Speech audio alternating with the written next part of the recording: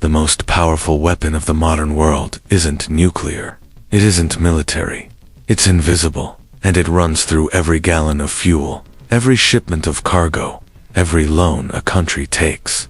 It's called the Petrodollar, a system so quietly constructed that most people live their entire lives under its control without ever hearing its name. The clothes you wear, the phone in your pocket, the prices at your grocery store, all of them are shaped by it, because this isn't just a story about oil. It's the story of how America turned energy into empire, a weapon disguised as currency. And the irony, the same system that made the US rich and powerful might one day be the reason it falls. After World War II, the world was shattered. Economies needed rebuilding. Currencies needed trust. At Bretton Woods in 1944, 44 nations agreed to anchor global trade to the US dollar and the dollar to gold. 1 ounce of gold equals $35. It was stability, simple, reliable, unquestioned. For decades, that system worked. America's economy thrived, and the dollar became as good as gold, literally. But by the late 1960s, cracks began to show. The Vietnam War, the Cold War, massive social spending. Washington was printing far more money than it had gold to back it. Foreign governments noticed. France, led by Charles de Gaulle, began demanding gold instead of paper. And by 1971, President Richard Nixon made a historic decision.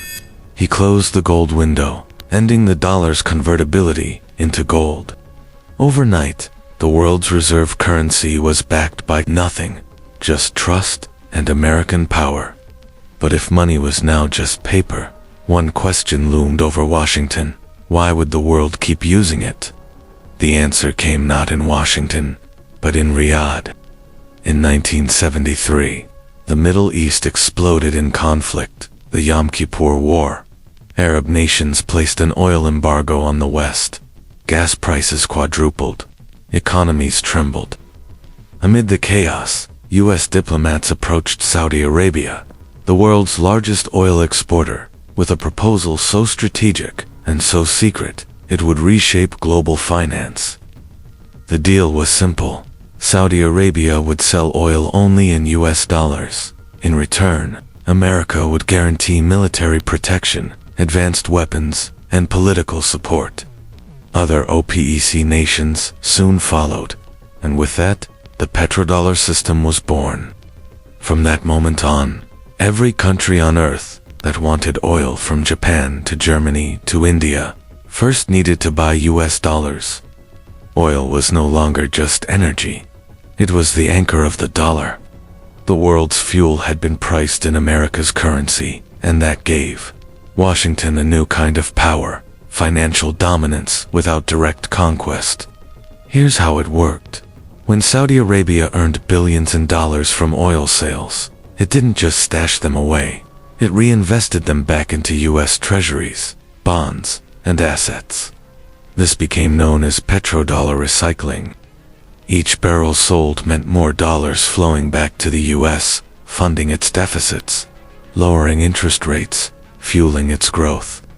The U.S. could spend freely, run massive debts, and yet the world would still demand more of its money. It was the perfect loop. Oil sold for dollars, dollars sent back to America. America prints more dollars. The world keeps buying. For the first time in history, a country found a way to live beyond its means, indefinitely. But the petrodollar wasn't just a system of trade, it became a system of control. Because, when every nation needs your currency to survive, you gain leverage. The US discovered that the dollar could do what armies couldn't: punish enemies, reward allies, and enforce obedience. By controlling the global payment system, banks, SWIFT transfers, oil contracts, Washington could isolate any nation that defied it. Iran, Venezuela, Russia, cut from the dollar system. Their economies suffocated overnight. It was sanctions as warfare, a silent weapon with global reach. The world didn't realize it, But money itself had become militarized. The petrodollar made America rich, but it made others fragile. When the US raised interest rates, it didn't just affect Wall Street, it hit every developing nation that owed debt in dollars. In the 1980s, Latin America plunged into crisis. Inflation exploded. Millions fell into poverty. Their loans were in dollars, their pain in silence. The same system that gave the US stability exported instability to the rest of the world. The world's economies were now chained to decisions made in Washington. Every empire faces its reckoning. Today, nations are quietly breaking away. China signs oil deals in yuan.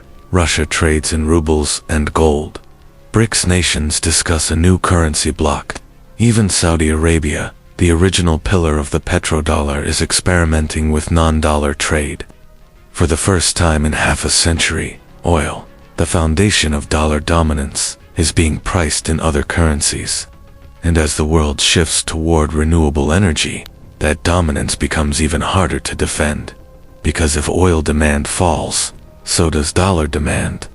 The petrodollar gave America power without limits, but also dependence without escape. To keep the system alive, the US must keep running deficits, exporting dollars, and defending oil routes. But every deficit weakens faith. Every war drains trust, and trust is the real currency of empire. From gold to oil, every system of money begins with confidence and ends with doubt. And when that doubt becomes global, collapse follows quietly, then suddenly.